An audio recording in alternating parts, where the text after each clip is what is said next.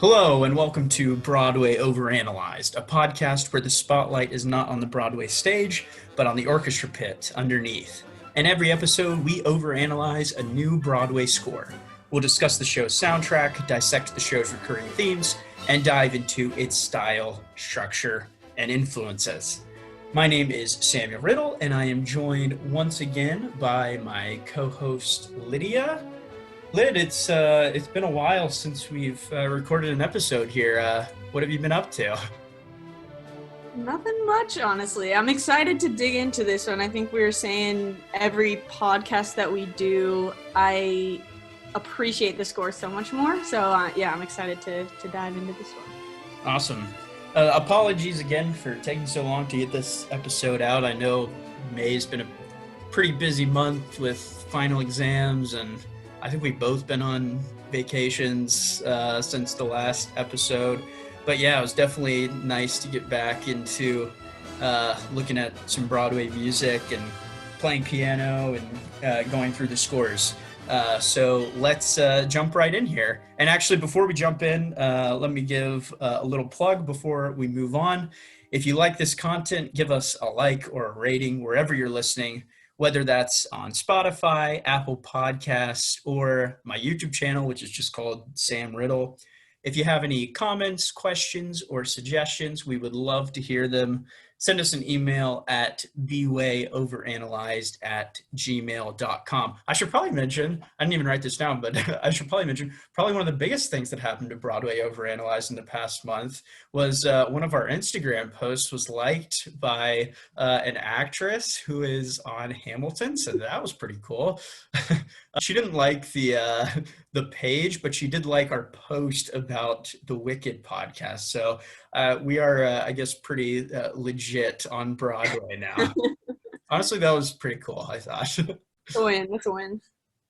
Let's jump into the focus of today's show. So this is episode number 3. The previous 2 episodes have focused on more modern shows, or relatively modern shows, in Newsies and Wicked in episode 2. But today we are winding back the clock all the way to 1957 to look at a show that really made Broadway rumble. It's a pretty cool show. Of course, I'm talking about the 1957 musical West Side Story.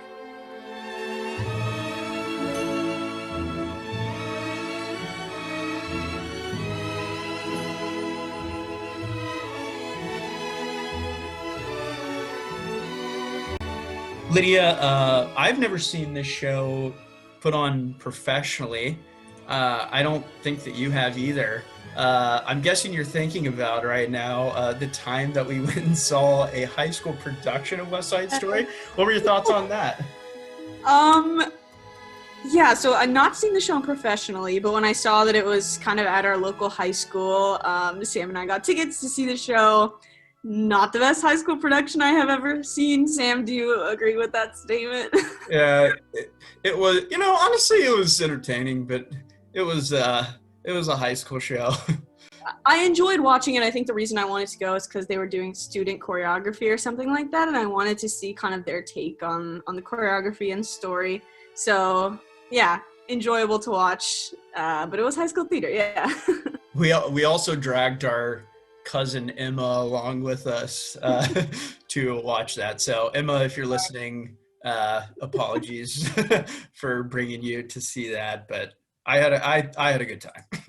My first experience with West Side Story was, though, I remember my parents had the soundtrack for the movie, and they would play it in the car on trips, and I had zero idea of what the story was, what the heck was going on, but I do remember just listening to the music and trying to figure out kind of what was going on. And then I remember that they showed us the movie, and I remember crying in the final scene because it's terribly tragic and sad. And so that's kind of my experience with West Side Story.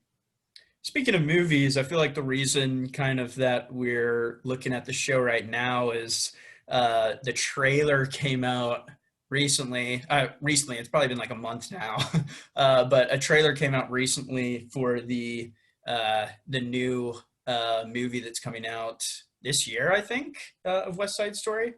Yes, so Yeah, so that'll be really exciting. I was looking sort of at all of the new movie musicals that are coming out, and In the Heights comes out this week, so that'll be pretty fun. You gonna go see that in theaters?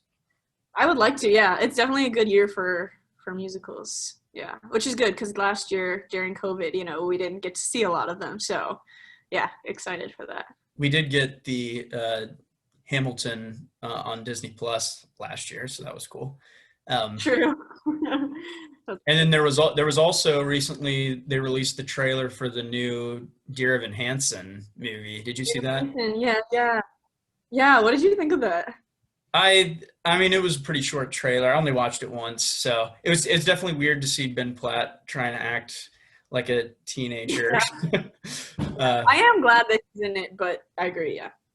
Okay, well, really long introduction. We're getting a little off topic here. So let's try to get more into the show itself, West Side Story. So Lyd, can you get us started here by introducing us to the composer of the show and then describing the show's journey to Broadway?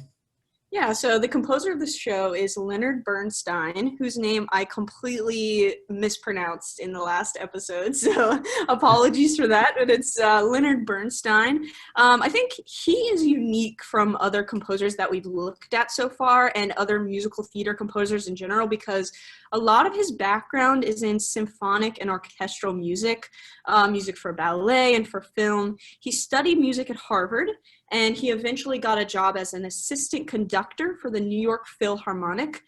He made his conducting debut without any rehearsal on short notice when the main conductor came down with the flu, and he got rave reviews for his conducting performance that night with the New York Philharmonic. So he first worked then with choreographer Jerome Robbins on a ballet called Fancy Free, which then eventually became the Broadway show On the Town. And the movie of the same name, which starred Gene Kelly and Frank Sinatra. So that was his kind of first big foray into Broadway. And then after that, he conducted nationally, internationally. He's composed various award-winning Broadway shows. He was the music director for the New York Philharmonic. And then he eventually came back to Broadway, working with Jerome Robbins again, who's the choreographer for his most well-known piece, I believe, West Side Story. And West Side Story kind of had just a crazy journey to Broadway, honestly, when I was researching it. It was Jerome Robbins' idea to do a modern retelling of Romeo and Juliet. But originally, it centered on anti-Semitism from Irish Catholics. Leonard Bernstein and a lot of his collaborators there were Jewish. And it was entitled East Side Story at that point. And it was shelved at times. It went through many reworks. But eventually Stephen Sondheim was brought onto the project to write lyrics, which was his Broadway debut. He wasn't crazy about writing the lyrics to the show, but his mentor, Oscar Hammerstein, whose name might be familiar to some musical theater buffs out there, just gave him encouragement and told him that would be a good experience for him to do that. Sondheim has famously stated that he is embarrassed by his West Side Story lyrics. He finds them, quote, very self-conscious. He particularly noted the lyrics in I Feel Pretty. He felt like it was weird for kind of a street girl to be singing lyrics like that. I heard that the reason that Sondheim was kind of reluctant to write lyrics for West Side Story was because he's always worked as a musician and lyricist. I don't know if you're going to talk about this. Sorry if I'm interjecting. Yeah, But apparently Arthur Lawrence, who wrote the book for the show, listened to Sondheim's music and really liked his lyrics, but wasn't really a fan of his music at all, which I think is funny because I kind of feel the same way towards Stephen Sondheim, yeah. I think. But anyway, that's sort of the reason why Sondheim was reluctant to just write the lyrics. Yeah, I think it's so funny that you say that because Lawrence not liking his music, a lot of the critics of West Side Story thought that the music wasn't hummable. That was like a critique that some people gave. And Sondheim, I've heard the exact same critique kind of given to Sondheim's music, that it's not very hummable or easy to remember. So I thought that was interesting that they're kind of similar in that way. But their lyrics, between the lyrics that Bernstein likes and the lyrics that Sondheim likes, are very different. Sondheim, when I listen to Sondheim's music, it almost sounds like you can pull the lyrics out and you could put it like as prose. His lyrics could be dialogue, but Bernstein liked a more poetic lyric.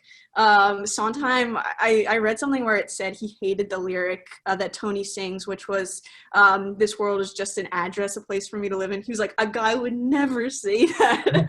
So that's kind of a reason that I think he doesn't really like the lyrics. To me, they kind of remind me of Les Mis, where there's just more of like a poetic take on music in a show, which I think is just a different way to approach it.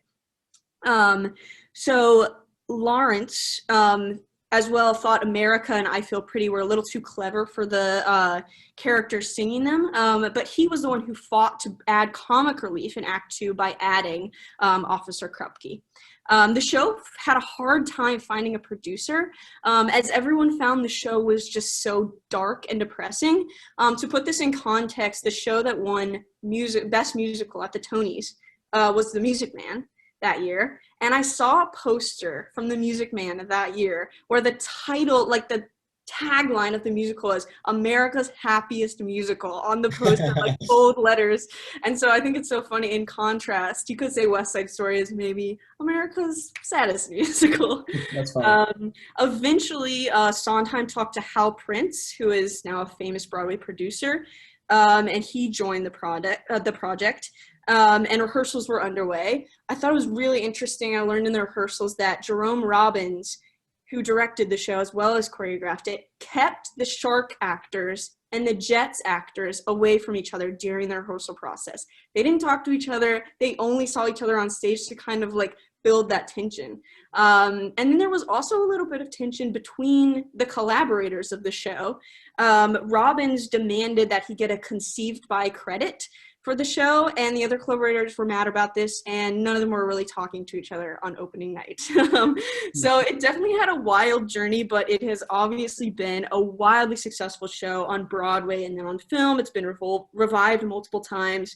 In one version, the 2009 revival, Lin-Manuel Miranda wrote Spanish lyrics for a few of the songs. And then, as we mentioned, there's a new film coming out directed by Stephen Spielberg. And then, as I said, it lost Best Musical to Music Man at the Tonys, but it did win for choreography and set design.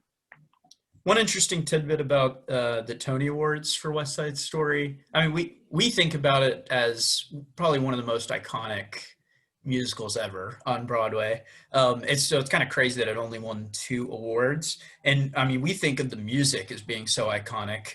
It didn't win Best Score. The reason for that being that no musicals won Best Score, because for some sudden really weird reason, between 1952 and 1959, they eliminated the Tony Award for Best Original Score for a Musical. Of all the awards to eliminate from the Tonys, it seems so weird to me that they would get rid of it. Right, that's so true. Yeah, so I think also it's good to note maybe the reason why West Side Story was so dramatic, and I don't know a ton about this, but I know like this was kind of the first show where the choreography was used in order to not just sort of as like a break from the plot, but the dancing itself was used to tell the story. So when you watch the show, or even in the movie as well, which the movie follows the musical fairly closely, but there's just like the first like 10-15 minutes of the show, there's no talking. It's just basically dance being used to show how the two gangs are interacting with each other. And it's kind of comedic to us because there's these 2 tough gangs going around doing ballet and dancing. But that was something that was completely unique to Broadway at the time that seems so normal to us now, as, dance being used to tell a story. So now, Lyd, it's that time of the podcast where you get to give a super brief synopsis for the show. So tell me a little bit about the setting and the characters and what's going on in West Side Story. Yeah, so West Side Story is a modern retelling of Romeo and Juliet, but instead of the Montagues and the Capulets, the feud is between two rival gangs, as you mentioned, in New York City, the Jets, which is a white gang, and the Puerto Rican Sharks. Former Jets member Tony and a Sharks member sister, Maria, fall in love at a dance, and the show chronicles their story as they try to bring kind of the two gangs and worlds together, with tragic outcomes, much like its inspiration, Romeo and Juliet.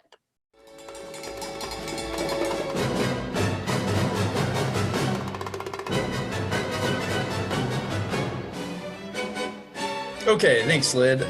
Now that we have some background on the show itself, let's turn to look a little more deeply at its music. So similar to Wicked, there are a lot of sources out there that do a really good job of analyzing the music of West Side Story. I want to give credit to some of the sources that I looked at when analyzing this score. I'll talk about two really helpful YouTube videos that I would recommend watching if you want to learn more about the music. And there's a video by a channel called Sideways. He has some really neat videos that dive into film music as well as stage shows. He just did a video on Into the Woods, Lyd, that I meant to send to you. But anyway, so check out his stuff if you're interested. There's also a video on West Side Story by a channel called Inside the Score about the racial tension in the music. Let me start off by saying, to be honest, I've never really been a huge fan of the music of West Side Story. I think you know that, Lydia. But for the longest time, I couldn't really understand why that was and why people really liked this score.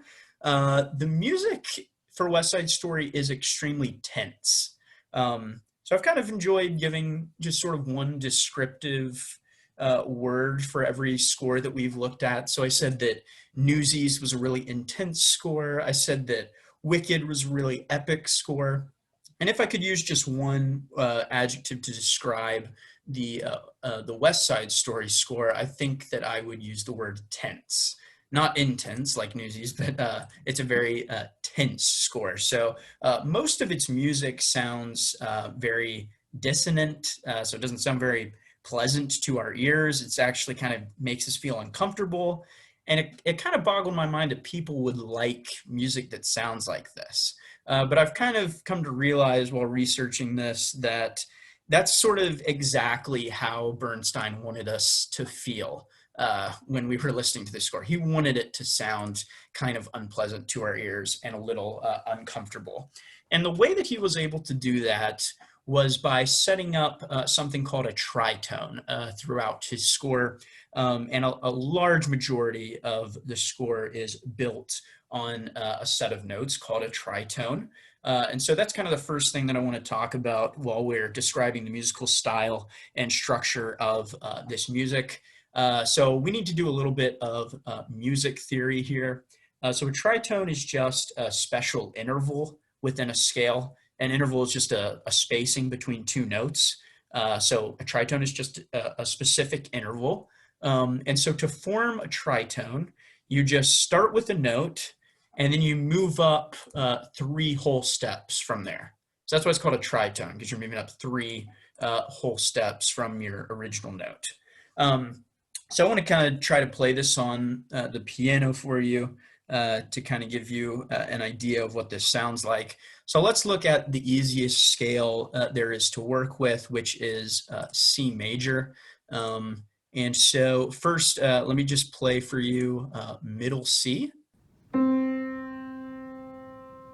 And if we move up 3 whole steps from the C, we'll eventually make it to F sharp. So let me just work up the scale going from C 3 whole steps up to F sharp.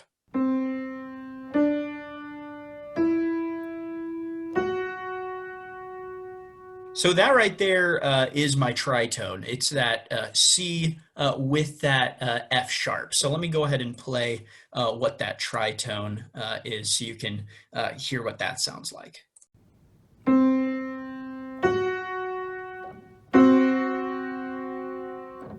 So it's a pretty ugly sound. You can tell it doesn't sound very pleasant to our ears. It sounds like it needs to be resolved. I saw that historically this kind of tritone has been called the devil's interval. And it was coming from a phrase that when translated means the devil in music. And that's kind of how they like historically referred to like the tritone. So I thought that was interesting in relation to the show as well. We could play this interval anywhere within the scale. So if you can bear with me, I'm just going to play a little more piano here. But we can actually do this with F within our C major scale. So here is my F here. And to get my tritone, I'll just do the same thing where I'll move up from F 3 whole steps. So working all the way up to B natural.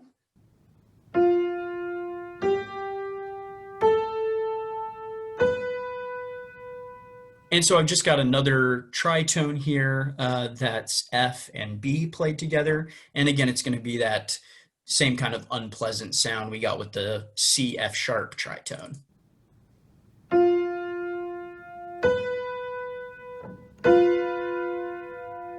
And just so you can start to see how this kind of applies to West Side Story, let me just go ahead and play. This is what I'm going to play. I'm going to use the dominant note in this chord, so the C, and then I'm going to go up to the F, and then I'm going to play that tritone interval and go up to the B.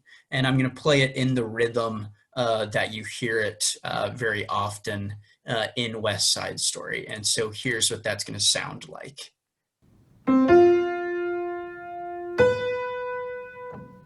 So there's your music theory lesson for this episode.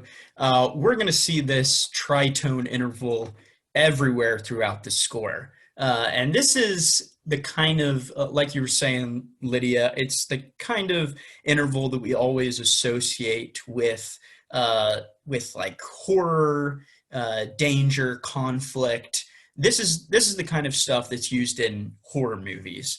So just to give you an example of how the tritone is used maybe elsewhere in music, I was kind of looking for examples of tritones in various things, and I came across the theme song for The Twilight Zone, and it's just 3 notes, that dominant note for the scale, the subdominant note, and then that note that's 3 whole steps above the subdominant note. And so let me just go ahead and play the Twilight Zone theme song for you. And honestly, if I didn't know that this was the Twilight Zone theme song, I would think, oh yeah, this could probably be something that I hear in West Side Story, which is so weird because they have, I don't know, it's such different vibes, I feel like, to them. But anyway, let's take a listen to this.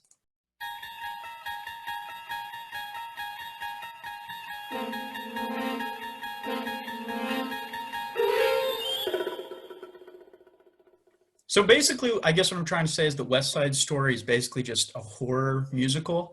Let me play some examples of this tritone from the score now. So I'm going to play a couple excerpts from the original Broadway cast recording. And I should note, I know, Lydia, I texted you yesterday to tell you, hey, let's make sure we're going through the Broadway cast recording instead of the movie recording. I don't know if that threw you off at all. Sorry if it did. I just thought it would be better to do the Broadway cast recording since this is Broadway Overanalyzed, even though the movie soundtrack is probably more iconic. But anyway, we're going to stick with the Broadway cast recording, and I'm sure we'll make a ton of comparisons with the movie as we go along. So anyway, let me first play. It's the very first notes that are played when the show opens. The orchestra's very first sounds are a tritone, and so let me just play the first few minutes or the first few seconds of the prologue from West Side Story.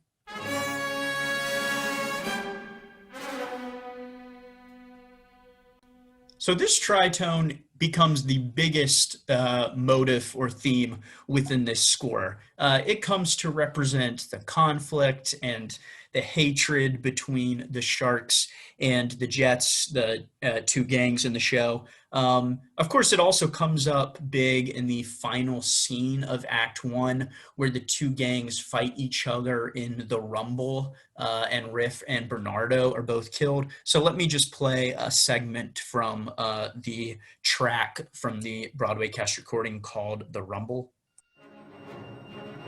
Riff, what are you doing? Look, Tony! You're crazy! Hold on! Okay!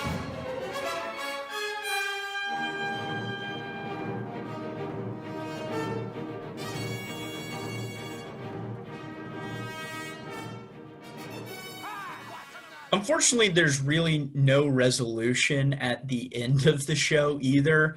Little spoiler alert for you, but at the end of the show, basically everyone ends up dead. So Tony is going to end up dying.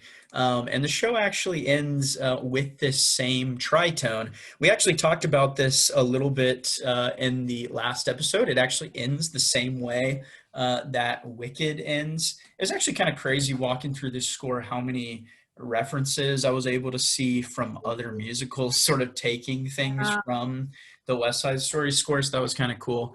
But anyway, Wicked and West Side Story basically have the same tritone ending. So let me just go ahead and play a segment from the finale.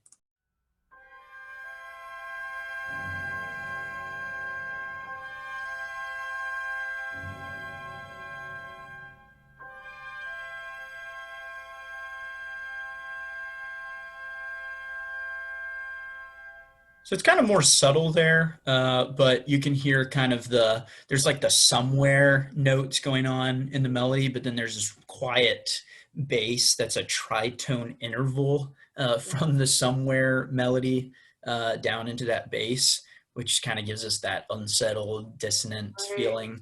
It's so unsettling. It just puts you on edge. Right.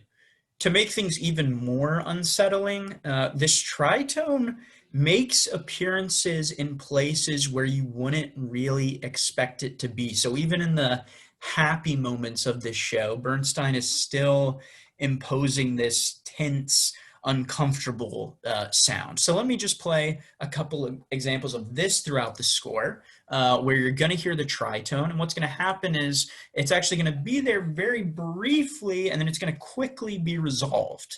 And this kind of idea of the tritone appearing but then being resolved really quickly is most often associated with Tony's character, which is pretty interesting also.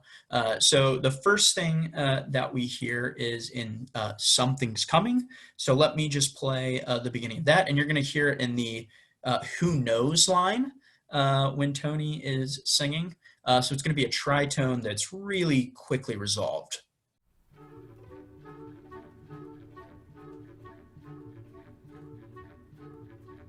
Could be, who knows? It's super quickly resolved, extremely subtle, but it's in there. And another place where it is, again, very subtle, but it's still in there is when he sings Maria. So once again, the main melody where he, the line where he sings Maria is actually a tritone. So let me play this for you, and hopefully I'm not going too overboard on all the examples here, but this stuff is pretty interesting. Maria, Maria, Maria, Maria, Maria, I've just met a girl. Okay, so same thing sort of with Something's Coming, where you hear the tritone super briefly and then it pretty quickly gets resolved.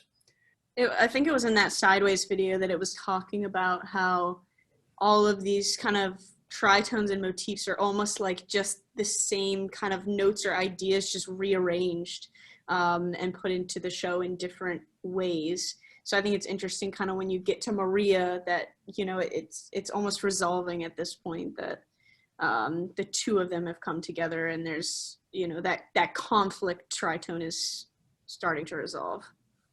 Yeah, so it is pretty cool. I'm sure we'll get into more of that tritone as we dissect the soundtrack, because it's literally everywhere. So we'll get into more of that. So basically that describes the structure for West Side Story. But there's another part of this score that we could talk about, which is kind of the musical style of the score. Bernstein, as Lydia pointed out, was more of a classically trained musician. He was a conductor for the New York Philharmonic. He's kind of more well known as a conductor, I feel like, than as a musician. So he was familiar with lots of different styles of music, and there are a lot of musical styles present in this score. It focuses kind of less on popular music of the day, which in the 1950s would have been sort of like rock and roll or kind of the beginnings of popular music. At the same time, though, it wasn't, it didn't really have that sound, the same musical theater sound as some other musicals that were being performed around that time period. This was the same time period as Rodgers and Hammerstein, and like My Fair Lady was coming out then, Music Man the same year. And it has a different sound to it. So a really unique soundtrack. But I think the whole score has more of a classical feel to it. In fact, in the original Broadway cast recording, there are 9 additional, I guess, bonus tracks that are completely instrumental and are labeled as symphonic dances.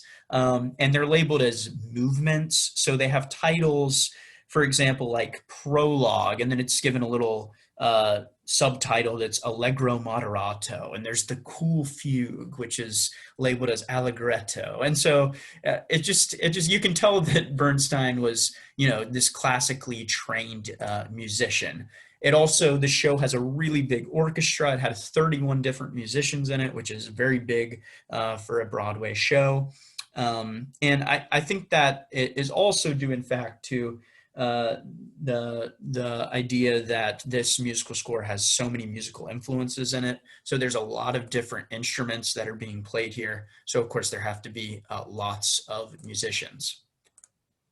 I would say, though, that there are probably 2 major styles of music in West Side Story, each of which represents either the Sharks or the Jets. You can kind of hear more about this in that YouTube video by Inside the Score that I referenced earlier. But first of all, jazz and big band music is heavy throughout the whole show and is associated with the Jets. And you hear this in songs like the Jets song and Tony's Something's Coming, and you hear it in underscoring as well, and in the dance music.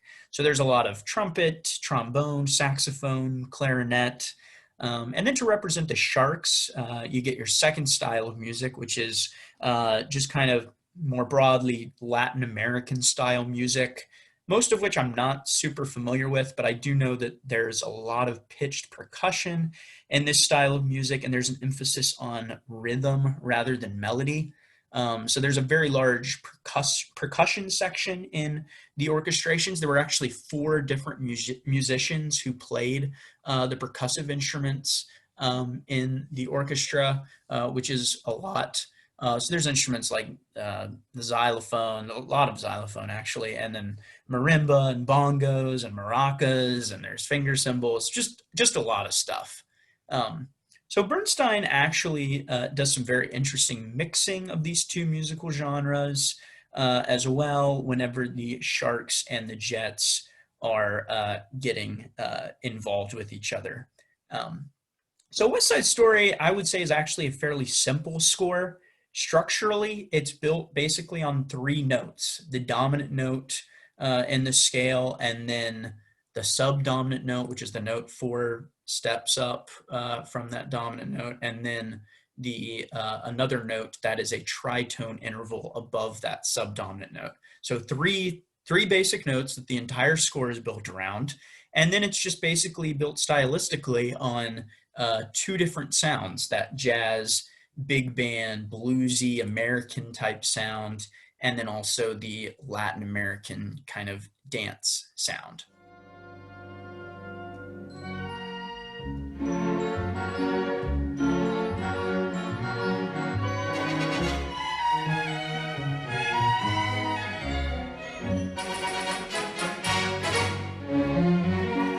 So now that we've kind of talked about how the show has come to Broadway and some of the musical theory and influences of the show, we are going to go through the score.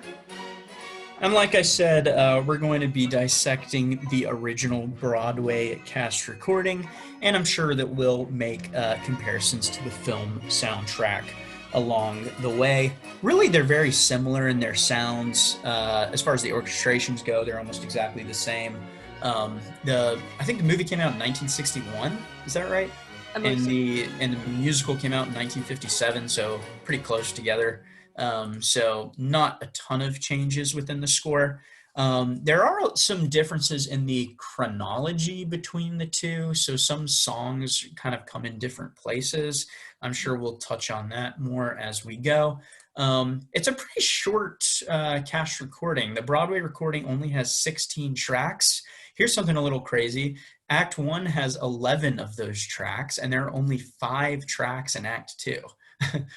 So I was looking at the score, and it suggested that Act 2 should only take about 45 minutes. So kind of really imbalanced show there. But this is different from the movie. Meanwhile, has 19 tracks. There are 10 tracks in Act 1, and then 9 tracks in Act 2. I'll mention one sort of interesting thing that I found when I was looking at the score. The score actually provides some, as scores sometimes do, provides a little like one sentence on sort of the setting of the show. And so let me just read this description that the score gives for the show. It says, "The action takes place on the west side of New York City during the last days of summer." And then also, I think it's funny that it's just like so specific. It's like, it's during the last days of summer. But anyway, it gets even more specific because it also divides the show up into 15 scenes. Each of these is listed with its own location. And so it'll just say things like the street, or a backyard, or under the highway for the rumble. But anyway, and then it also gives a very specific time for each of these scenes. So it'll be like scene 1, under the highway, 11:30 p.m. So interesting that the score gives such specific instructions for the setting of each of these scenes. And the musical only spans 2 days. Very similar to Shakespeare's Romeo and Juliet.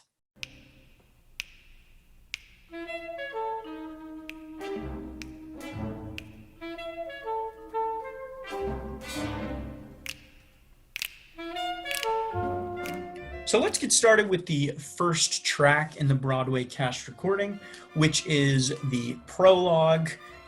This is a super iconic opening.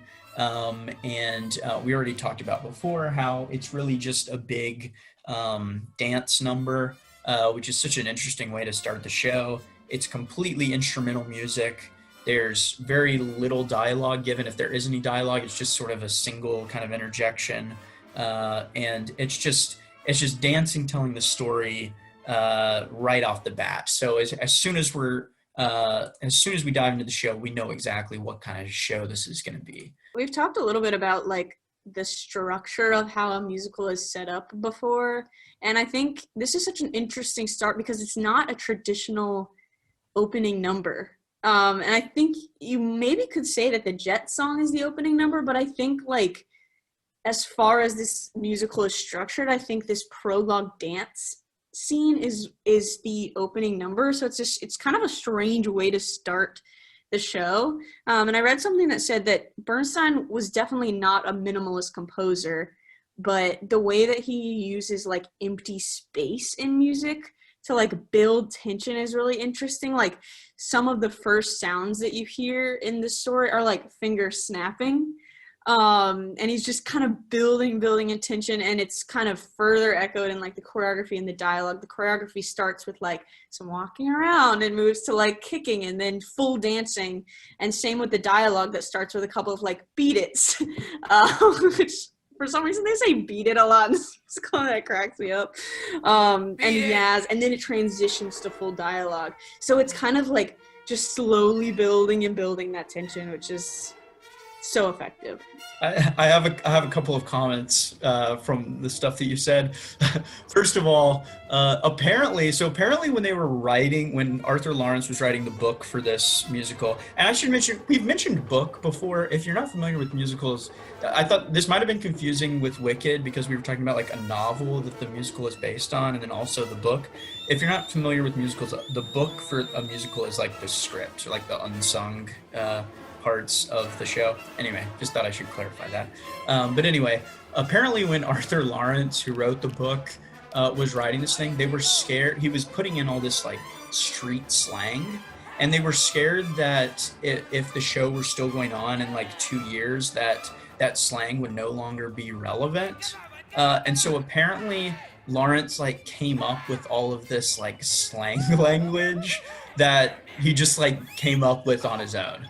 I wish I could think of an example right now, but apparently they're just like some random words that he basically just invented for West Side Story. Interesting, huh? Also, the snapping is super iconic. This is going to be something we'll see throughout the show, where the actors are kind of making their own percussive sounds on stage. So there will be some clapping, there will be some snapping, some whistling even. And so that's kind of cool. I think that was something that was sort of unique to this show. What about, do you think that the beginning of Hamilton is also iconic because of its snapping? Do you think that Lin-Manuel Miranda was thinking about West Side Story when he wrote the snapping pieces and the Alexander Hamilton song? Dropped in the middle of a forgotten spot in the Caribbean, by providence impoverished and squalor. Grow up to be a hero and a scholar. That is such an interesting connection. I did not even think of that. I can probably like 100% say that's probably true, because Lin wrote lyrics to the 2009 Broadway revival, so like obviously very familiar and close to this show. So yeah, wouldn't put it past him for sure. The song opens up with that conflict motive that I played earlier on the piano. And then we're also introduced to another big theme within the show, which is the Jets theme. And this theme includes a tritone interval as well. And it's going to be used as a melody in the Jets song, which we'll see in just a second. It's used as underscore all the time, especially in the movie, whenever the Jets are on the screen. What's interesting is it's also used whenever the police are on screen.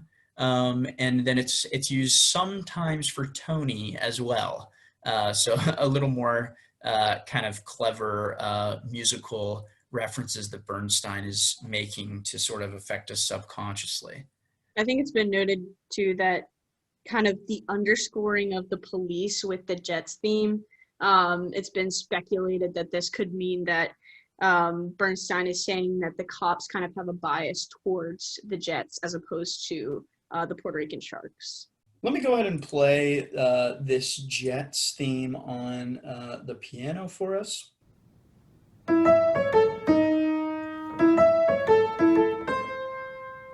So again, you hear that tritone interval coming in once again, but it's also got kind of that jazzy swing to it. One more thing I want to point out about the prologue is we get a lot more of this kind of switching in between the heavy American jazz sound to the Latin American sound. You hear a lot of bongos being played in the prologue as the Sharks and the Jets are interacting. And I want to play a segment from the prologue just so we can hear a little bit of that. The song, honestly, if you were to hear this separately, not knowing that it was from West Side Story, it almost sounds like it's from some like action spy kind of movie to me. It's kind of interesting to listen to it. So let's take a listen.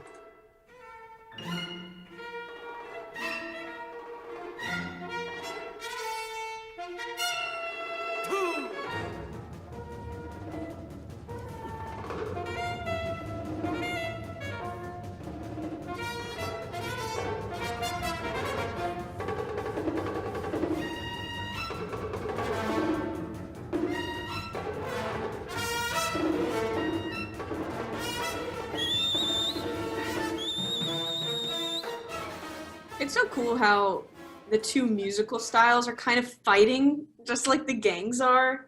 And I think it just kind of, it lends itself to the fact that Bernstein has written ballets and has kind of experience in that world too. It feels very ballet to me.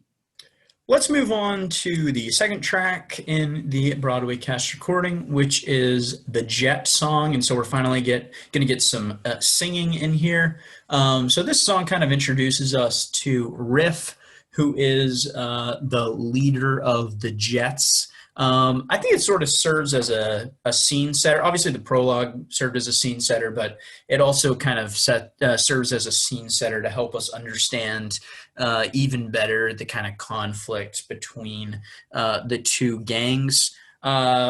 Let's remember that Jets theme that I talked about earlier, and this time it's used here as melody. So I'll just play the opening to this song, and it's the "You're Never Alone." So those lyrics are just the Jet theme, and once again, it is a tritone. So let's go ahead and play that. When you're a jet, all the way from your first cigarette to your last dying day. When you're a jet, if the spit hits the fan, you got brothers around, you're a family man. You're never alone, you're never disconnected. You're home with There's also a lot of super loud, sudden, emphasized notes in this song. It's called sforzando is the musical term, but this is just when, things are going along at kind of a normal volume, and then all of a sudden you get these really dramatic, you hear in the ba-ba. So that's another thing that I think is kind of always weirded me out about this score. Love that. Like, I feel like it packs a punch. Like, whenever I'm listening to it, I don't know. It's just like, gets me like riled up. I don't know. I did want to ask you, and I don't know if you would have an answer to this, but is there something musically, like, to me when I listen to this, it sounds like they're singing like a little after the beat of the music. Is that so? And that's the same thing happens in Something Coming. Is that like, does that have a name or something, or like why is that going on, or like? I think the musical term for this is rushing. I don't know if it has. I believed you. I don't know if it has a musical term. It probably does, and I just don't know about it. But I've noticed that a little bit also. I was going to talk about it a little bit when we talked about Tonight, and I have some interesting thoughts, I think, on that, where there's like this driving beat in Tonight where the singing always seems to be sort of out in front of it, which I think is really cool. And I'm going to talk about this later, or I'll just talk about it now. But like in Tonight, when Maria and Tony are singing, it's kind of like they're rushing musically in the same way that they're rushing sort of into this relationship. Okay. It also happens again in the Tonight Quintet, where they're rushing musically as they're also rushing into this rumble with each other. Yeah, that's cool. It's also, I feel like it just adds to like the unsettling part of it, because just that the rhythms seem different, it feels like something is like a little off, and so it unsettles you a little bit to your ear. I don't know. There's a lot of kind of fake swearing in this score. So the song kind of ends with all the Jets are singing "The Whole Buggin' Street" or something like that. And there's a lot of points in the show where you kind of would expect some cursing, which was not common to hear on the Broadway stage during that time period. So that kind of also lends itself to Arthur Lawrence sort of coming up with his own kind of street language for the show, which is interesting. I watched the 2009 revival. I watched a bootleg of it to kind of. We should not keep talking about watching bootlegs on this show, but I feel like since it was in 2009, it's okay. So I saw critiques of that was saying it seemed very sweet. Like the guys on stage didn't really seem like they were in gangs, and I think kind of that it has kind of a 50s vibe where maybe some of the music or some of the book, it doesn't seem maybe as genuine street gang as you might think it should. I don't know, I thought that was interesting. Could be, who knows? There's something. All right, well, let's move on to track number 3, which is Tony's sort of solo song, Something's Coming. Lyd, we've talked a lot on this show about I Want songs. Would you consider Something's Coming to be an I Want song? I definitely do think it's an I Want song. I think it's in that place of the show, and it has kind of that like hopeful sentiment. But it's so interesting as an I Want song because he doesn't really know what he wants. So we don't really know. We just know something's out there for him. So yeah, that's how I would categorize it, though, for sure. Quick question. Seth's mowing the lawn out there. Can you hear the lawnmower? No. Okay, cool. Keep that in. So this song has this underlying rhythmic section that has these descending quarter notes in the bass, and then there's a syncopated rhythm over that. So this sort of syncopation is really big in jazz music. So it gives this song sort of an even greater jazz feel, but then also kind of that same sort of unsettling feeling because our rhythms aren't really matching up between the treble and the bass. So let me just play on the piano that rhythmic section from Something's Coming.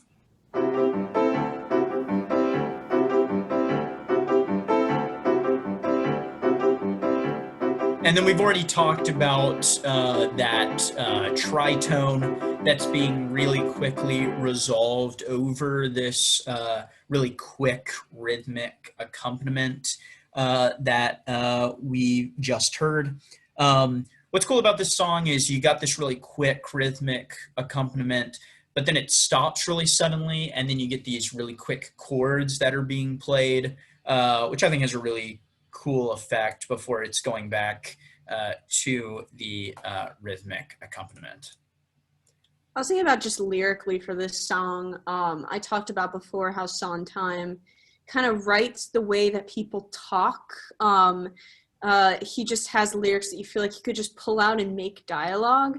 And even though Bernstein liked a more poetic lyric, you can still kind of feel the Sondheim in it, and that Sondheim writes lyrics the way people talk and the way people emphasize things, kind of like some things due any day, I will know right away. Like it's just, he puts the emphasis that the kind of melody has on the same words that we would put emphasis on. So I think that's just it really like packs a punch, and it's just so cool to see how the way that he writes lyrics. And then just the lyric "Something's Coming," I feel like it kind of just describes a tritone perfectly. You're looking for that resolution, and it's just coming, but not quite there yet.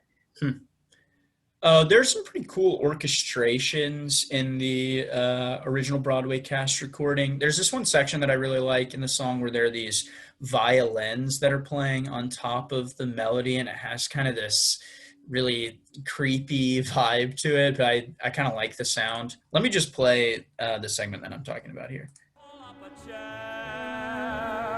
The air is humming, and something great is coming.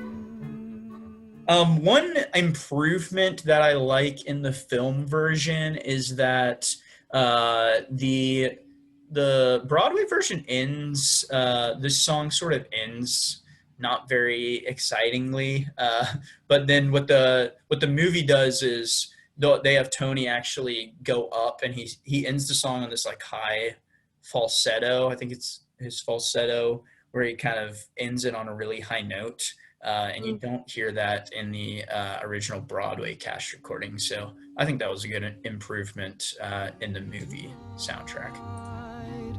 Maybe tonight, maybe tonight.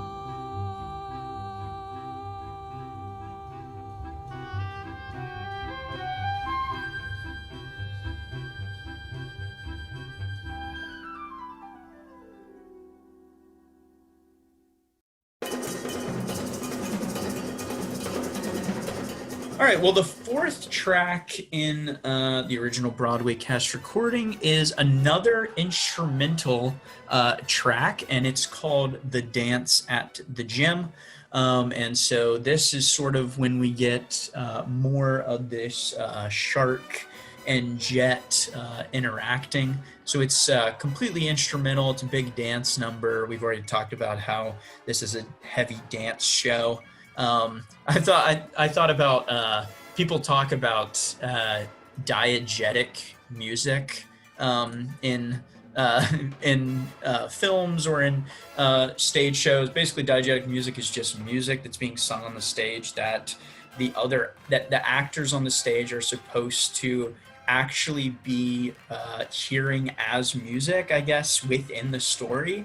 And so I thought about how this scene sort of has like some diegetic dancing because, you know, in the prologue, it's not really diegetic dancing because it's just them, you know, prancing around New York City doing ballet as they pretend to be threatening gangs. But this is actually sort of like diegetic dancing where they're having an actual dance at the gym.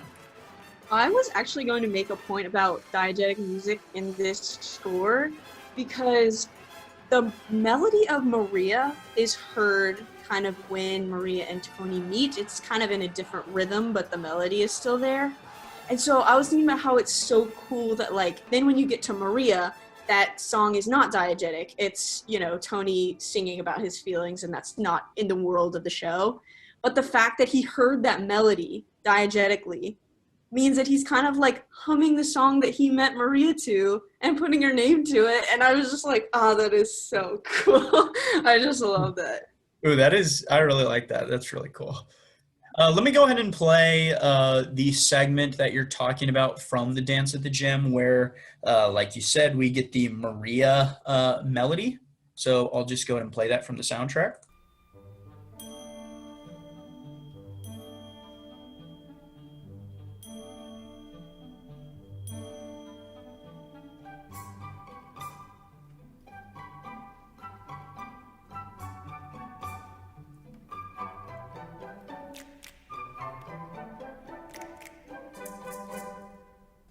And again, we're hearing more of that kind of percussion that's being produced by the actors themselves, which is coming up even more now within the scores. We got the snapping and then some clapping as well. The song, because of that part in it, has quickly become like one of my honestly like favorites in the score for some reason. I love listening to it, and it like at that part where it slows down and it's like dun dun dun dun dun. Dun, dun, dun, dun, dun. It's just like, it's so catchy, and I've just been like humming it around a lot. But I did want to, I don't know if you're going to do this either, but I kind of wanted to go through in the same way that the prologue kind of like contrasts the American music and the more Latin music. I thought it was interesting to kind of like go down and see how that progresses throughout the song. But it starts with big band, American music, and then goes into a paso doble. I might be pronouncing that completely incorrectly, but it's more of like a Mexican rhythm when the boys are promenading around the girls and they're supposed to dance with whoever they kind of get in front of. But it's an interesting paso doble. I don't know if you're going to talk about this, where it kind of like, it falls kind of like on the wrong note almost. And it's kind of like that unsettling ending to something. And it kind of, I saw someone said that it kind of almost becomes like a caricature of itself, that they're just going around in this circle and it's kind of getting more and more chaotic. And then right after that, when they decide not to dance with the person that's in front of them and they go kind of back into their own groups, the white people and the Puerto Ricans, it goes into a mambo, which is a Cuban rhythm. And then we hear the cha-cha, which you just played, which is another Cuban rhythm. When Tony and Maria talk to each other for the first time, there's kind of like a Hollywood filmic style music kind of underscoring their conversation. Then we go back to the paso doble when Tony and Maria's kiss is interrupted. And then it ends with swing blues, American, again, underscoring dialogue. I'm glad you broke that down because I didn't have any of it written in my notes. So yeah, that is really cool for sure. One thing I also did want to note is that the Broadway cast recording only is 3 minutes long, this dance number. The movie soundtrack, the dance number is 9 minutes long. So it's a super long, just like instrumental piece within the movie soundtrack. Maria, I've just met a girl named Maria, and suddenly that name will never be the same to me. So we've already talked about it a little bit, but the next track in the cast recording is Tony's song Maria. And like Lydia said, maybe it's just him sort of pulling back into that melody that he heard during the dance. So Maria begins with this kind of weird prologue where there's a whole chorus of guys singing Maria's name. This is kind of, West Side Story is such an artsy, fartsy type of show. You know, there's so much like artsy fartsy kind of stuff going on. But this is sort of one of those moments where you're like, this is so weird, but I guess it works. But there's all these guys singing Maria's name, and then finally, you know, Tony kind of comes up out of it and belts out her name. So there's a lot of sort of dream like sort of sequences in this show, and I think we'll talk about it a little bit more. But as we've already seen, the majority of the song is a tritone that is quickly resolved. I think it might be worth it just to look at this again. So let me go ahead and play on the piano that Maria tritone. Just really quick, but you can hear right before it gets resolved how it's on this sort of uncomfortable interval. Let me go ahead and play it, and I'm going to play it, and I'm just going to pause kind of on the tritone before I move into Maria, and you can see how it sort of hangs there. And you know, we're kind of like, okay, are you going to resolve this? So let me just go ahead and play that.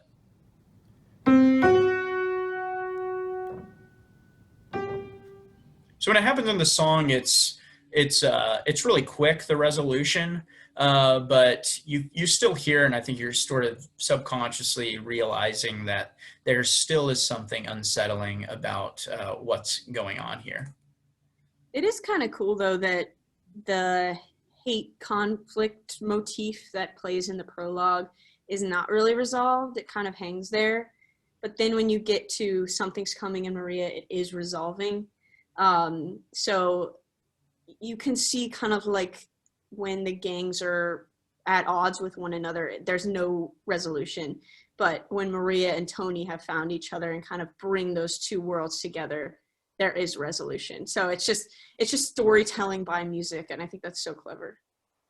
One of my favorite parts of this song is when Tony gets into this, I guess it's kind of a bridge maybe, where he just starts singing Maria's name over and over and over again. But what's cool is the orchestra is playing the melody from the verse underneath that. And so let me go ahead and play that segment of the song. I'll never stop saying Maria,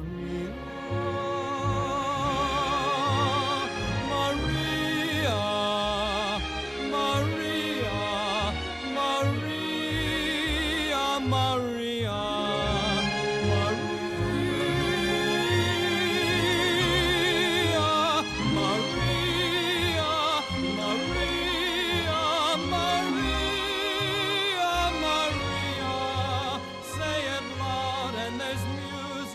And then similar to Something's Coming, this song ends on another really kind of high, soft, falsetto note with Tony ending the song. So we still haven't really heard a song ending in like a big belt yet, which I think kind of gives this score sort of a more dreamy feel to it.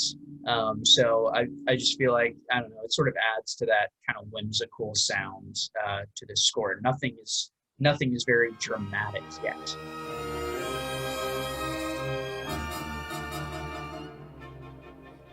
Tonight all began tonight. I saw you, and the world went away.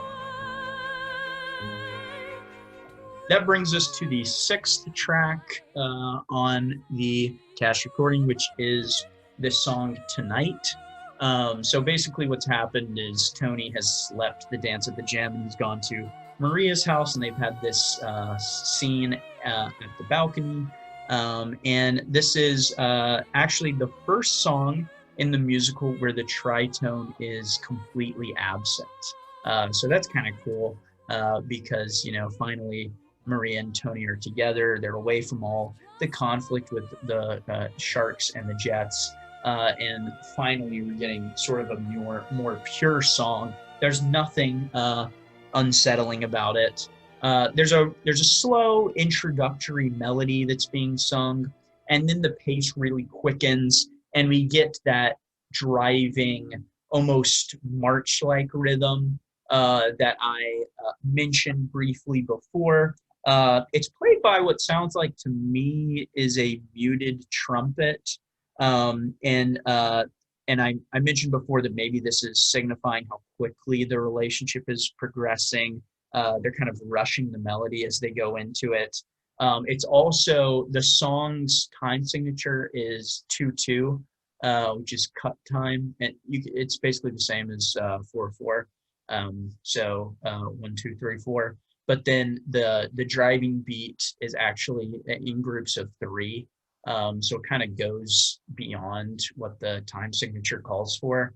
This is the most iconic song, I think, of the musical, and it's also coupled with the iconic balcony scene from Romeo and Juliet. Really beautiful. I wanted to take a quick look at the ending because, again, it's a very soft ending, no belting at all. So once again, sort of that dreamy, whimsical air about this song. And then what's going to happen is the song is going to end the same way that the musical ends, except it's not going to have that tritone bass note in it. So that's really cool. So it's kind of it just makes me happy because it's our first song where there's like, I can listen to it without like cringing at any of the tritone intervals. It makes the ending so much more heartbreaking because that like kind of like that somewhere leap is so hopeful in that melody, and then because you hear it here and you're like, you have so much hope and you're like, they're together, this is amazing, and then the ending just crushes your dreams. True. So, yeah. Let's take a listen to the end of this song. Sleep well, and when you dream, dream of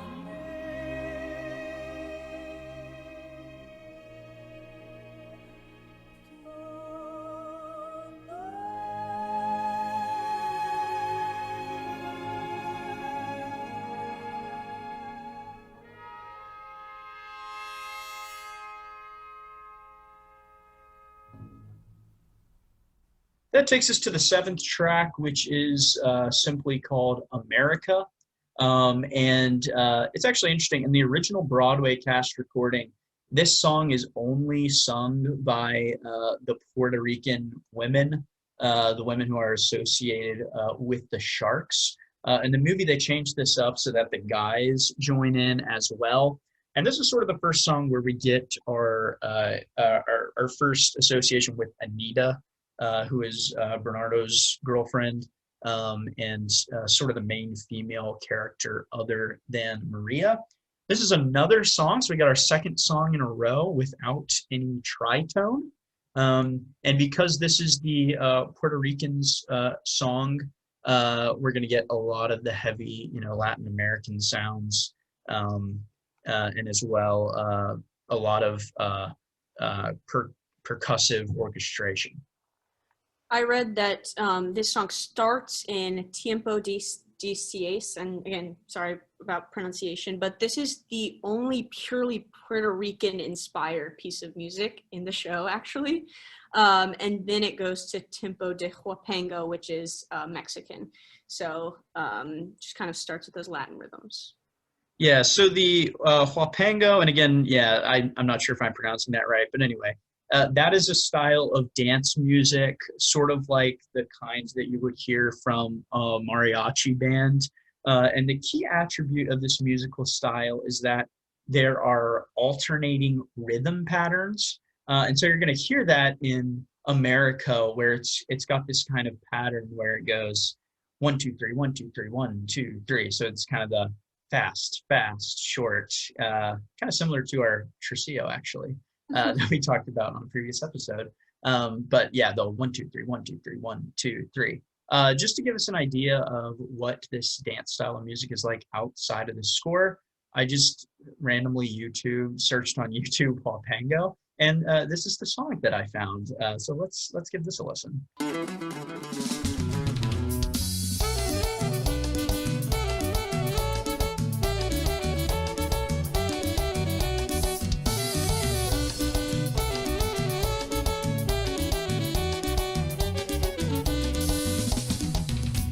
So do you hear how kind of the rhythm behind that is sort of the same as America is? Yeah.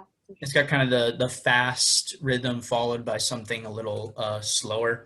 So that's kind of the same style that we hear in America. The only other thing I was going to add to this is that for the orchestrations, we get more percussion from live actors. Maybe I could call it diegetic percussion. I just thought of that. Diegetic percussion. So clapping, whistling. And then we also get a lot of Latin American percussion instruments. In particular, I'm going to try my best at pronouncing these, claves and güiro. So yeah. I like to be in America, okay by me in America, everything free in America, for a small fee in America. I think it's interesting just thematically with the show, this song having no kind of conflict motif or no tritone. Again, I think it's something Bernstein is saying about the conflict that's going on in his show. The Jets have a lot of this conflict motif woven within their songs. But here, the Puerto Ricans don't have this conflict theme. So Bernstein is kind of saying that a lot of the conflict is stemming from the Jets. So talking about diegetic music again, this America melody and rhythm kind of returns, at least in the movie. It's played over the radio when Anita comes to Doc's drugstore and she's sexually assaulted by the Jets. And in America, in the first part that it's played, it's kind of celebrating the culture and the rhythms. But then when it's played over the radio, it's kind of distorted in this way that it feels very unsettling when we kind of see Anita being assaulted. So that's kind of another place that it turns up again in Act 2 as just very, again, offsetting and off-putting. Easy action.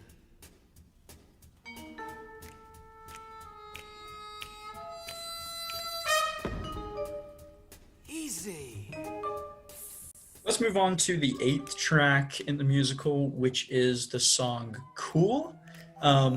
This is really the first sort of big diversion that the Broadway show takes from the movie, or that the movie takes from the Broadway show, I should say. So this song in the movie is sung by the remaining Jets after Riff has died during the Rumble. But on Broadway, Riff is actually the one who sings this song himself. I assume, like I said, I haven't really seen the show, but I assume it's Riff just sort of trying to prepare the Jets for the upcoming Rumble that's about to happen. And because it's the Jets, of course, our tritone is back. And actually, there are 2 sets of tritones that are included. They're actually the 2 tritones that I played earlier, the C to F sharp tritone, and the F natural to B. And the tritone is in the melody. So first of all, the boy, boy, and then the Gotta Rocket melody as well. So there's 2 different tritones. So that's kind of interesting. And I'll go ahead and play that for you so you can hear the two tritones in this song.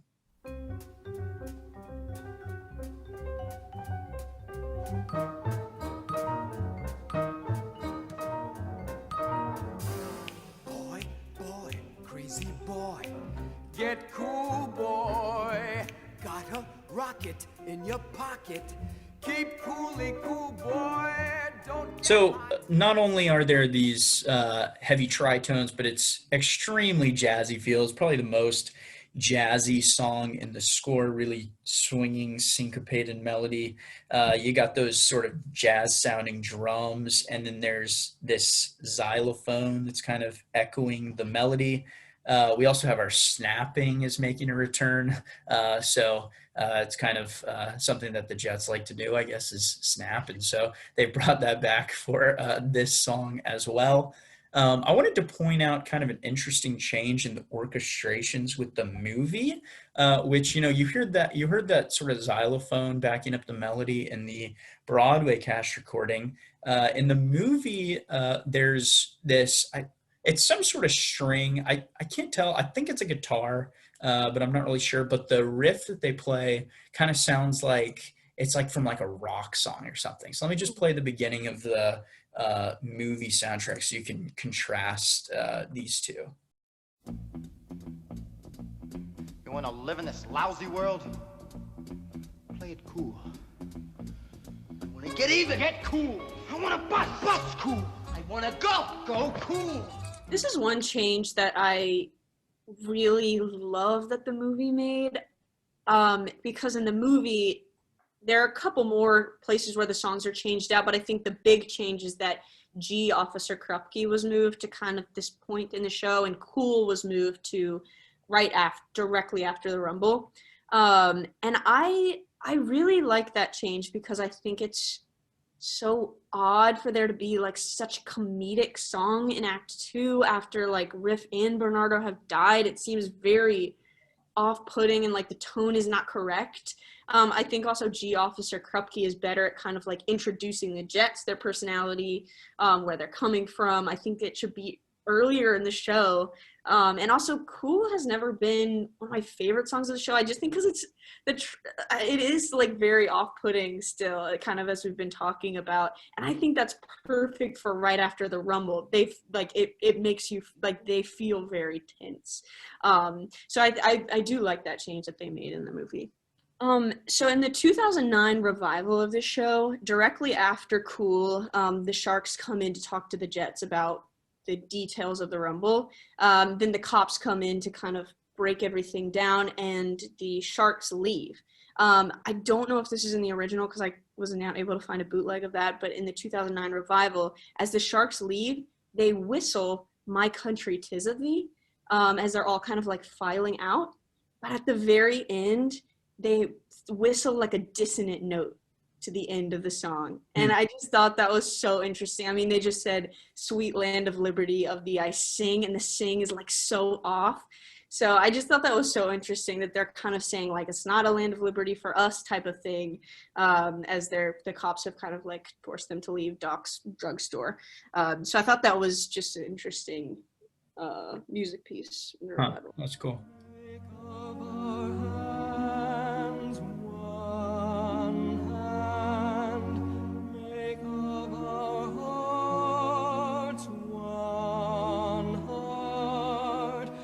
Let's move on now to the 9th track, which is a song that's called "One Hand, One Heart." And what happens here is Tony and Maria meet at the bridal shop the next evening at exactly 5:30 p.m., actually, according to the score. And they have this sort of fake wedding ceremony, and they sing this song. Honestly, it's kind of a cheesy song, very pretty song, but a little cheesy perhaps. And it sounds quite a bit different from the rest of the score. One of the reasons for this might be because Leonard Bernstein was actually writing a musical called Candide at the same time that he was writing West Side Story. And Candide was it's labeled, at least on Wikipedia, as an operetta. So it's I think you can think of like Les Mis or like Phantom of the Opera as kind of like an operetta. So sort of operatic styling to it, but still with kind of a popular music sound.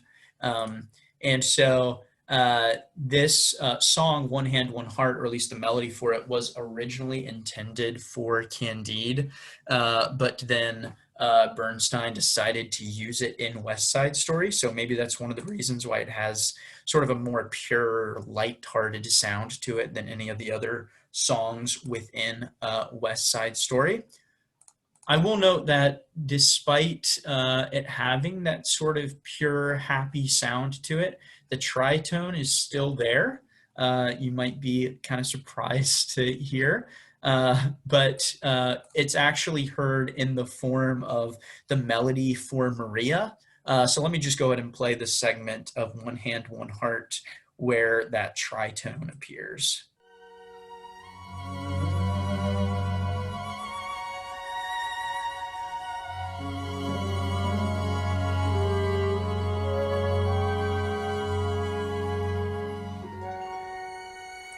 Anyway, I thought that was interesting that even though this is kind of one of the more pure songs, there's still that tritone there. We just can't get rid of it. I did read that someone's take on it sounding so different from the rest of it was that since it's just these two characters, it kind of sounded like Bernstein was almost like letting the characters truly believe in their love and that their love was going to work. So it is kind of like cheesy in that way, but I think that's the way that the characters are kind of like viewing their lives at this moment. I mentioned this in the last episode to you, Lydia, but then I deleted it when I was editing. But the ending to this song, One Hand, One Heart, is actually extremely reminiscent of the theme in Jason Robert Brown's The Last 5 Years. There's just this very simple chord progression that is identical in these two songs. And so I'll go ahead and play that for you on the piano.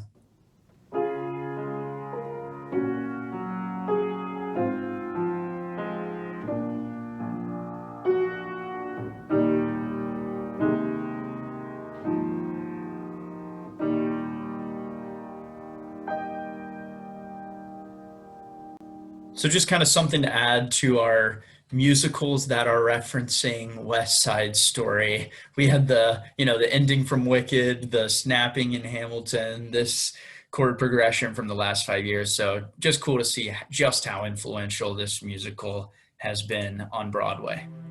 Right, that's so cool.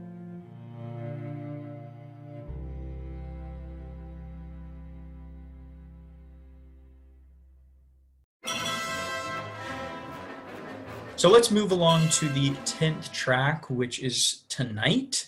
Basically a reprise of Tonight. It's labeled in the soundtrack as Tonight Quintet. And what's happening is everyone's sort of heading off or preparing for the Rumble to happen. According to the score, the quintet is sung by Tony, Maria, Anita, Bernardo, and Riff. So that's 5 people, a quintet.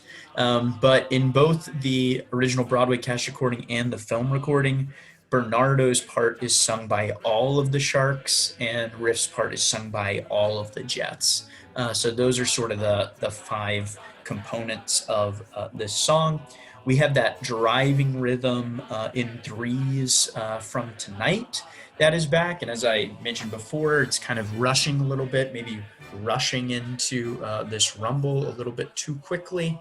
And what's going to happen is first the Jets and the Sharks are going to take turns singing phrases with this melody that's completely new to this song. And then Anita is going to sing her own section with the same tune. Then Tony's going to come in and he's going to sing that earlier melody for Tonight that he sang earlier. Then the Jets are going to show up, sing their melody, ask Tony to join them in the Rumble. And then Maria's going to come in singing Tonight again. She's going to be joined by Tony. So they're singing that previous melody for Tonight that they sang, and then the Jets, the Sharks, and Anita are all going to sing underneath that. And it's a pretty cool way for Act 1 to kind of start to end. We're going to get the rumble before Act 1 actually ends. But it's kind of got that like One Day More kind of effect from Les Mis, where all of a sudden all of the singers are on stage, all singing on top of each other, different melodies. So it's a pretty cool effect. I thought lyrically it was interesting in this song. It kind of brings in the sentiment of Romeo and Juliet in Shakespeare. Shakespeare has a line that says, "Come, gentle knight, come, loving black-browed knight." And in the lyrics, there's this same idea of wanting the night to be over and or wanting the day to be over and the night to come more quickly. One thing that I think is a little odd about this song is, for some reason, it doesn't sound very full to me, and I think that's because the Jets and the Sharks melodies are both so low. they sing so low, and then Maria and Tony, especially Maria, is singing so incredibly high, and so there's this like huge gap in the range, and so for some reason it sounds like it's not really full to me. I don't know. Maybe that's just me being nitpicky. No, I agree. I see the connection between One Day More and this song. But yeah, it doesn't really have that full sound that One Day More has, for sure. We do get this neat little piece of transitional music in between each section of this song, so I just want to play that so we're familiar with it.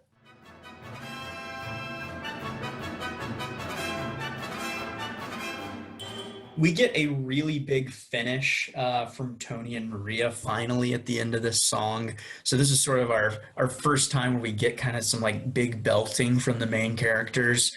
So maybe that's symbolizing that all of a sudden this isn't really just like a big dream anymore, but all of a sudden it's very real as everyone is heading to the Rumble.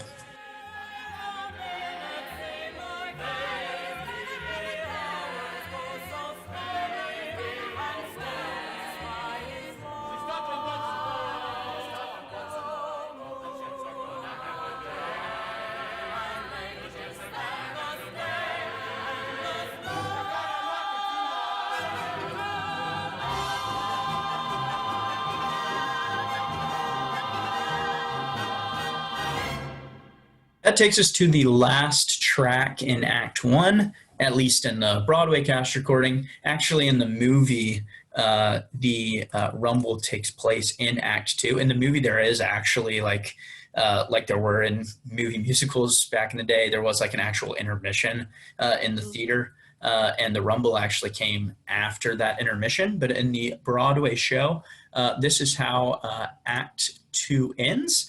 This is yet another completely instrumental song. This is our third one, our third completely instrumental song in the soundtrack.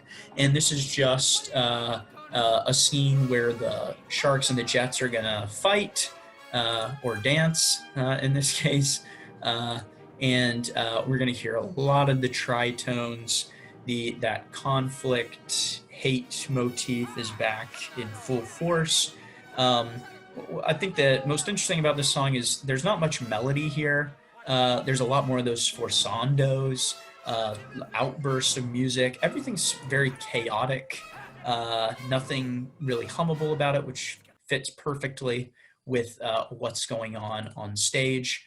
And it ends Act 1 very sadly because it leaves with, Riff and Bernardo dead on the stage, which was very shocking to people watching Broadway shows in 1957. This song kind of feels very film scory to me whenever I listen to it. And I even thought of the term that I've heard before in film scoring, which is Mickey Mousing, which is a film technique that syncs accompanying music to exactly to the actions that are happening. Like if someone was like falling down the stairs, it'd be like dun, dun, dun, dun. Like you'd kind of hear every step of the music. And I feel like when I listen to this song, even just listening to the soundtrack, I can almost see the actions that are taking place on stage.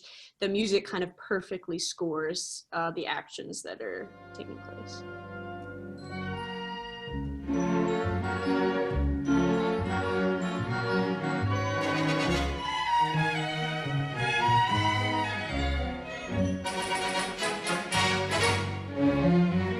right, well, that brings us to Act 2. And as I said earlier, at least in the Broadway version of West Side Story, Act 2 is very short. There are only 5 tracks in the soundtrack. And the first one is track number 12, which is a track called I Feel Pretty. This is probably one of the most well-known songs in the soundtrack, which is funny because it has such a different sound than the rest of the songs in the score. What's interesting about the score is that, like I said, there's only 5 tracks in Act 2, and of those 5 tracks, 2 of them are very lighthearted, kind of happy songs in I Feel Pretty and G Officer Krupke, which is kind of weird. I think of I Feel Pretty, it's kind of like, it sort of serves as the like classic Act 2 kind of opener where it's kind of a break from the plot. Act 1 has just ended with this tragedy at the Rumble, and then Act 1 opens, and instead of jumping right into this dramatic plot again, we get sort of a break as we get back into the setting for the story. And what happens is Maria has no idea what's just happened. She's still very hopeful about her relationship with Tony. The tritone is completely absent from this song, and we get this very lighthearted tune. I really like this song. I think it's similar to One Hand, One Heart in the ways that you were saying, that it doesn't really sound like a lot of the score. There's not as much tritone in it, and none at all in this song. But whereas One Hand, One Heart, you can find it kind of, it feels very lighthearted and joyful. But I Feel Pretty, it still kind of feels foreboding just because the audience knows what has happened right before, and the people singing the song have no idea. So it's kind of like darkly comedic in a way if you hear it in the context of the rest of the show. Let's move on to the 13th track, which is a pretty iconic song called Somewhere. And at this point in the story, Tony has arrived, revealed to Maria what has just happened, and so it's kind of it's sad, but at the same time kind of reaching for some hope. There's a huge difference between this song from the Broadway show and the movie. In the movie, it's just basically this sweet little love ballad. It's only 2 minutes long. It's sung between Tony and Maria. In the Broadway show, this piece is, I think it's like 8 or 9 minutes long. Is that too long? I don't have it written down in my notes. Anyway, much longer than the movie version, and it's actually denoted as a ballet, and so there's a lot of instrumental pieces in this. I thought it might be interesting just to run through each section of this song. So the song begins really oddly with this really weird, frantic tune that's sung by Tony and Maria. It's kind of weird because it's really short and only appears at this moment in the song. I think it's probably was a good choice that they decided to exclude this from the movie. The melody's kind of all over the place. Let me go ahead and play the beginning of Somewhere for you.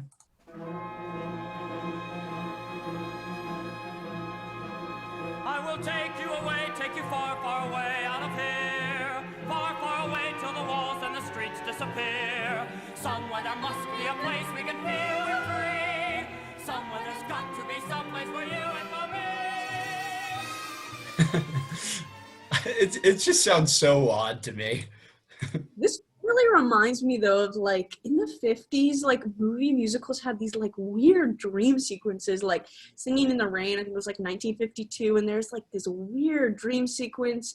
A lot of those like movie musicals from the 1950s, my family would just like skip through those because they're just like these, like, what is going on? They're like these dance scenes, and I feel like this is the part of the show that is that. It's like this ballet, and I think that intro is kind of like, this is not actually happening in the world of the show. This is what would happen if our love actually worked out, and here's kind of like what that might look like, and then there's a ballet about it. So that's kind of what I would equate it to in this show.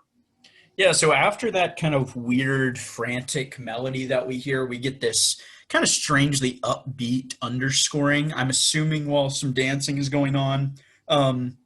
And then the main somewhere theme that we're all familiar with is sung not by Tony and Maria, as in the movie, but by someone denoted in the score simply as a girl. I'm not really sure what the context for this is in the show, but it's just sung by one of the female cast members. And it's a pretty iconic piece of music. Pretty sweet tune, completely devoid of the tritone. And then we get this nice instrumental version of I Have a Love, which is a song that we're going to hear later on in the show, which I think is kind of interesting because a lot of times in the show you'll hear a song sung and then you'll hear kind of a instrumental version of it. But we've already heard a lot sort of the music being played and then the melody being sung, like in Maria with that dance sequence. So that's kind of another unique thing about this score. What's interesting about this instrumental version of I Have a Love is that there are tritones that are being played underneath it. And so the, return of the tritone, it's back, which is kind of sad because I Have a Love is such a pure kind of song. Let me go ahead and play that section of this track so you can hear it.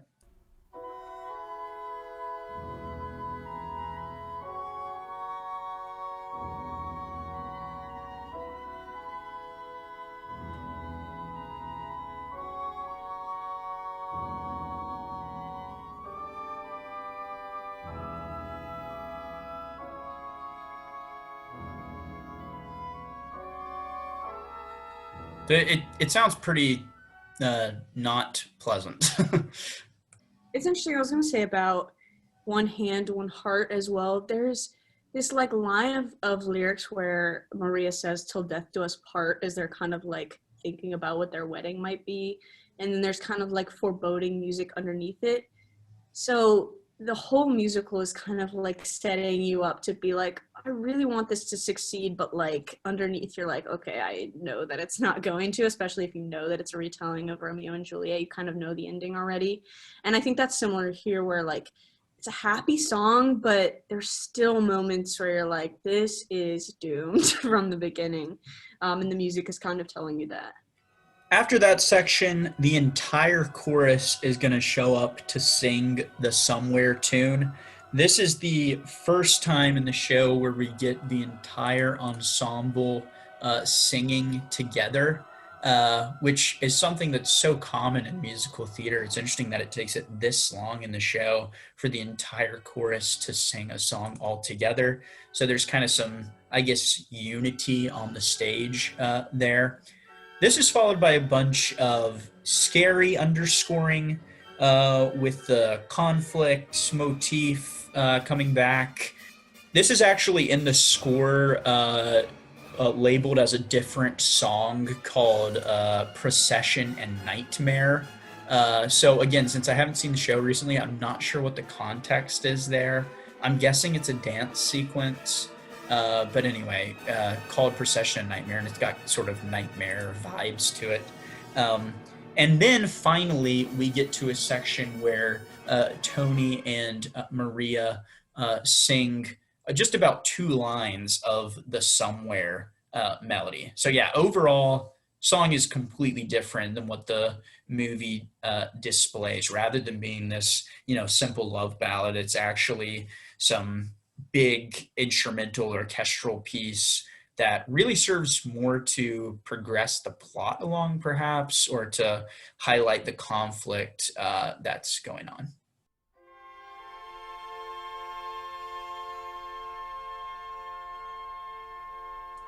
That brings us to track number 14, which is probably the most comedic song in the show, which I think you've pointed out. Lida's a little weird that it has its spot here chronologically. I think it was a good move for the movie to move it earlier in the show. The song is called G Officer Krupke. And this song is sung by the Jets as they try to keep the police officers from realizing that they were a part of Bernardo and Riff's deaths. It has an odd vaudeville sound to it, something that we aren't really familiar with in this score.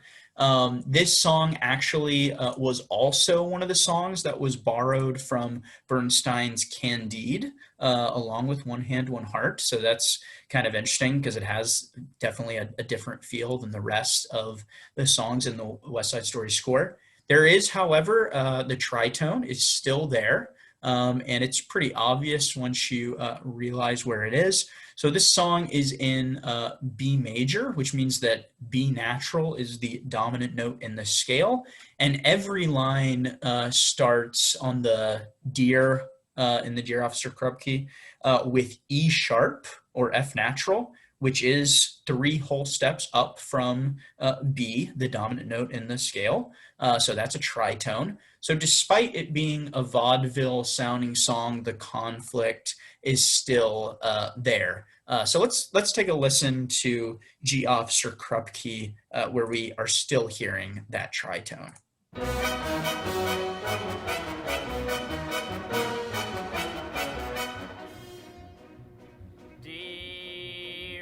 Sergeant Krupke, you gotta understand, it's just... So yeah, even though this is a vaudeville sounding song, it's still got that extremely dissonant note to start the song. It's a hard song to sing because it starts on such an awkward note. It's a hard note to find when you're singing.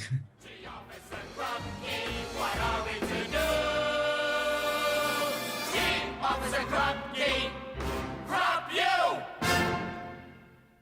That brings us to the 15th track, which is actually a combination of 2 songs. It's called A Boy Like That / I Have a Love. It's basically split into 3 sections. So first, Anita sings A Boy Like That, which is kind of this quick-paced, kind of chaotic melody with a lot of the sforzandos popping up. And then Maria sings this really pretty slow melody that contrasts greatly with that song sung by Anita. And it's backed up by a simple pattern of quarter and whole notes. And then finally, Anita is actually going to join Maria to sing the I Have a Love melody again, probably showing that they're kind of reconciling, even though Maria's boyfriend has just killed Anita's boyfriend. It's a tough thing to overcome, I assume. It is. I love the contrast between the 2 songs and how the song kind of progresses. We start with one that is anger, and then we kind of end with one that just feels more resolved. And one thing that I did kind of think that was so interesting about the end of the song when Anita comes in to sing I Have a Love with Maria is that it sounded almost stark for there to be harmony and harmonization here, because there hasn't been a lot of harmony in the rest of the score, which is so weird for a large Broadway show with the large ensemble. Like, for there to be not a lot of harmony is like very, very strange. There's a little bit in America. Again, that's just between Puerto Rican women as it is here. And then there's in Somewhere when the chorus is singing somewhere. But in the parts where you have all the Jets singing or all the Sharks singing, it's all one voice. There's not a lot of harmony. So I do think it is interesting, and I think it kind of points to Maria and Anita's relationship being kind of a strong relationship in the show. I mean, Anita goes through a lot for Maria. She covers for her when Tony comes to the bridal shop. She tries to warn Tony, and that's when she ends up being assaulted by the Jets. And so it's stark, I think, to hear them harmonizing, which is interesting. And they even sing the last note in the same, there's no harmony on the last note, which I think is just interesting. I want to play on the piano really quickly, just the orchestral accompaniment to I Have a Love. I think it's a really sweet, just very simple pattern of quarter note and half notes being played, but it's all still very kind of muddled.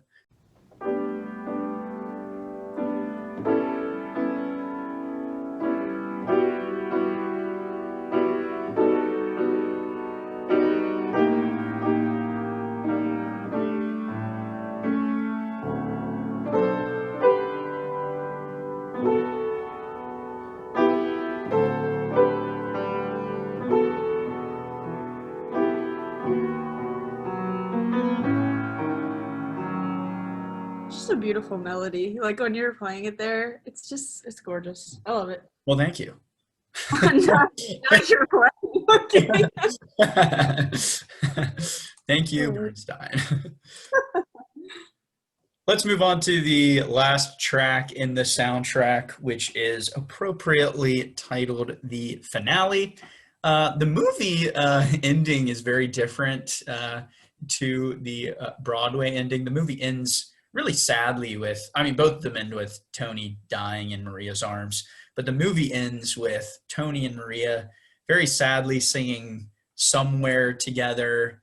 You see more of the kind of emphasis on Somewhere being a love duet between Tony and Maria in the movie. But it's sort of the classic dying, I guess, scene where the two are trying to sing it together and Tony's not able to finish because he dies. Kind of got a little Fall of Rain vibes from Les Mis. But what happens in the Broadway show is the entire chorus actually comes back and sings Somewhere. And then, of course, it's followed by the chords that we've talked about from Somewhere with the tritones underneath it, which sadly indicate that, the conflict and the hate are still there, indicated by the tritone, but it's still got those Somewhere chords over top of that. So maybe some indication of hope there. This is another place where I think the movie does a good job of kind of interpreting this scene. When I heard the choral, it was weird. Who is singing this? Because they haven't resolved their conflict. So I was like, who would be singing this? And maybe it's just a callback from the dream world of the Somewhere ballet. But again, with the Somewhere melody not resolving, it was when I was watching the 2009 bootleg, it was such an abrupt ending. And I cried when I saw the movie, and again, I was crying when I was watching the bootleg because it's very heart-wrenching. It's a very heart-wrenching scene because they're almost together. He's running to her, he screams Maria, and that's when he gets shot and then dies in her arms. And so I was crying, I was processing my feelings about the whole show, and then the curtain starts coming down, and it was wait a minute, I'm not done crying, I'm not even to the climax of my tear. It was so weird. I feel normally in a show you kind of get time or it helps you kind of process what you've seen.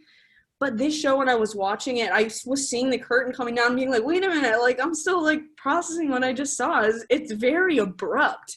And I feel in the way that the Somewhere melody doesn't resolve, that just feels abrupt too.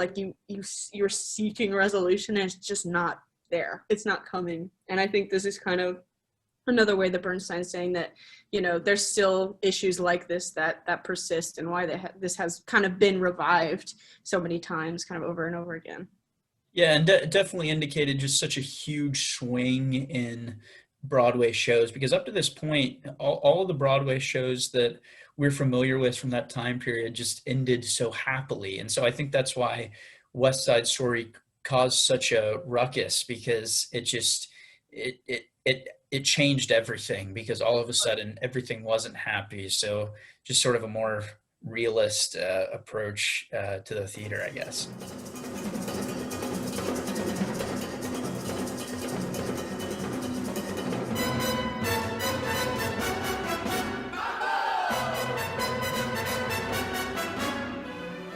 Well, that takes us to the end of our dissection, our over-analysis of the Broadway score of West Side Story.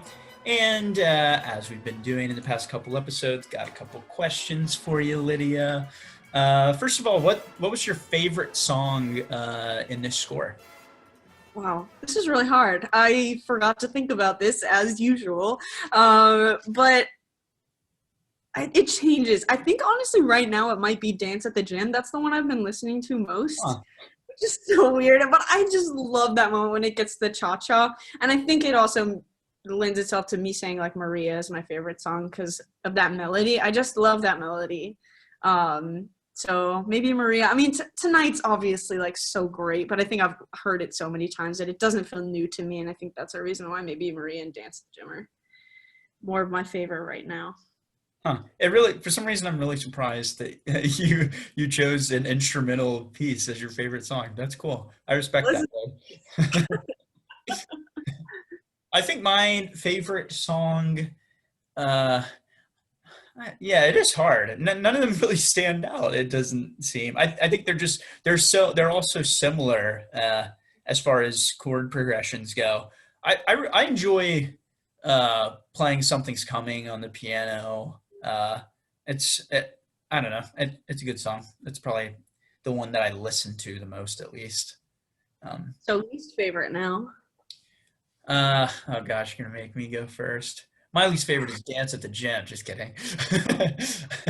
Honestly, can I pick a section of a song to be my least favorite? Because I think I would pick the beginning of the Somewhere Ballet from the Broadway cast recording. That's such a weird piece of music. How about you? Just listen to the film soundtrack and you'll be cool. Mine might be Cool. I know it's some people's like favorite song. Apparently was like in a Gap commercial or something. But it's so unsettling and tense to me that it just like gives me like a weird creepy vibes. But yeah, I kind of enjoy the jazzy sound to the song, but I can see that. Yeah, I guess we have very different opinions on this. Yeah. All right, how would you rank the score of West Side Story on a scale from 1 to 10?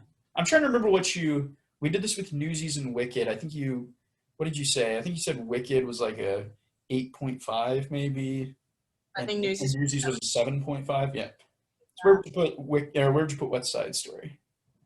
It's really difficult for me because I really appreciate everything about this musical. I think like artistically, it's really, really up there. I think it's very clever. We were talking about this kind of before, that it's based around a tritone, and that's pretty much it. And it's simple in that way.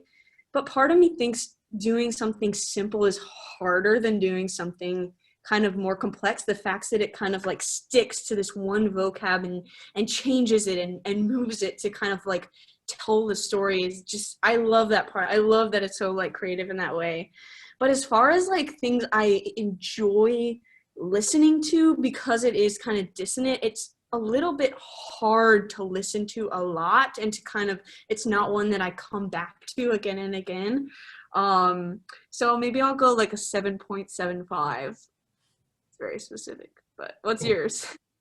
Yeah, I was going to say the exact same thing. I don't think I've ever just like sat down and listened to West Side Story in the same way that I've done with Wicked and Newsies.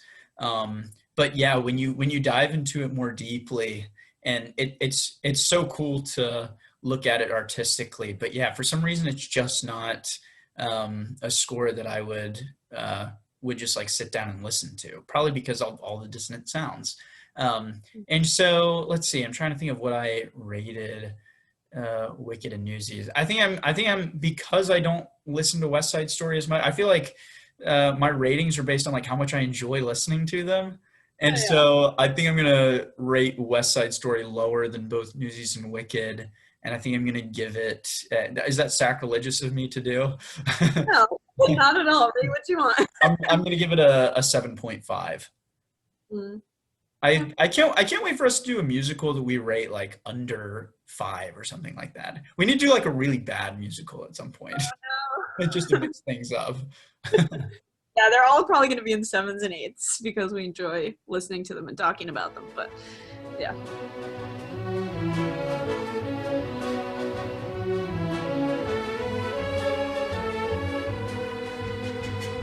Thank you guys so much for listening to this episode of Broadway Overanalyzed. We really appreciate you tuning in. We really enjoyed doing the research and doing the podcast. Follow us on Instagram, give this a like and a rating if you feel so inclined. And email us with any questions or feedback. We'd love to hear from anybody. So thank you guys so much, and we'll catch you later. Bye.